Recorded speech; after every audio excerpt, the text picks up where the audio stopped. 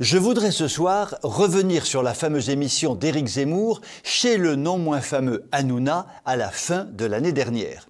Beaucoup considèrent que ce genre d'émission s'apparente à ce que l'on appelle, ouvrez les guillemets, des émissions poubelles au cours desquelles l'insulte tient lieu de débat, la vulgarité tient lieu de génie intellectuel, le politiquement correct tient lieu de pensée politique.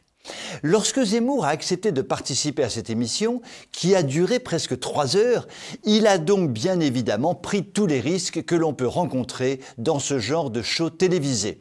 Courageusement, car il n'a peur de rien, il n'a pas décliné l'invitation et nous n'avons pas été déçus. Le tribunal populaire s'est objectivement déchaîné. Je voudrais revenir sur une phrase qui a été très peu commentée et qui est pourtant d'une grande importance.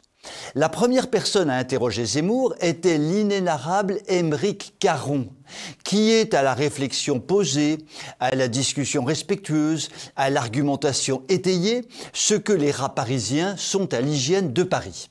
Et reconnaissons-le, nous n'avons pas été déçus.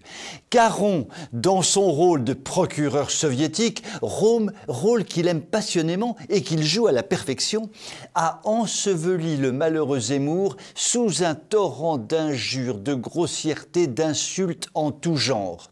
Et il conclut sa misérable intervention de 10 minutes, et c'est là que je voulais en venir, par une déclaration ébouriffante.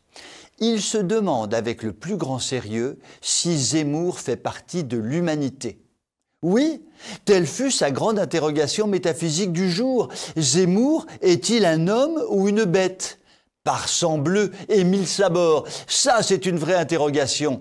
Et là, nous avons le devoir de remercier chaleureusement le petit Aymeric le minuscule, car il nous rappelle tout simplement que lui, qui se situe à l'extrême gauche de l'extrême gauche, est le trading héritier de la tradition révolutionnaire française qui peut se résumer ainsi: seuls les patriotes sont des hommes, le reste n'est que bétail qui peut et doit être éliminé par tous les moyens. D'où le génocide vendéen et ses 200 000 morts, les hommes, les femmes et les enfants étant torturés et éventrés à qui mieux mieux. Les Vendéens ne faisaient pas partie de l'humanité radieuse décrétée par les révolutionnaires. D'où la terreur de Robespierre et autres marats, raccourcir les sous-hommes était un devoir impératif. D'où la terreur bolchevique, fille directe de la Révolution française. Seuls les communistes pouvaient se revendiquer de la nature d'homme et les communistes avaient donc le devoir d'éliminer les sous-hommes. Cette brillante théorie a d'ailleurs engendré 100 à 150 millions de morts tout au long du XXe siècle. D'où l'extermination par les nazis des Juifs, considérés comme des sous-hommes, et peut-être encore moins.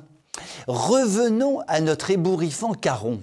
Il se situe très exactement dans cette logique révolutionnaire et éliminerait Zemmour sans le moindre état d'âme s'il était au pouvoir, puisque Zemmour, qui refuse la révolution mondialiste actuelle, n'est évidemment pas un être humain, et nous non plus d'ailleurs.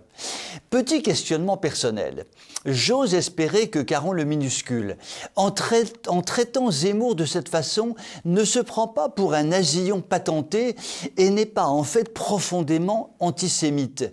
Entendre Caron éructer au milieu d'un silence religieux du plateau fait légèrement froid dans le dos, que l'on ait mis ou non son thermolactyle de chez Damar. Mais que Zemmour se rassure, s'il ne fait pas partie de l'humanité, nous sommes des millions à l'accompagner et avant que Caron le nasillon nous raccourcisse, il coulera beaucoup d'eau sous les ponts de la Seine.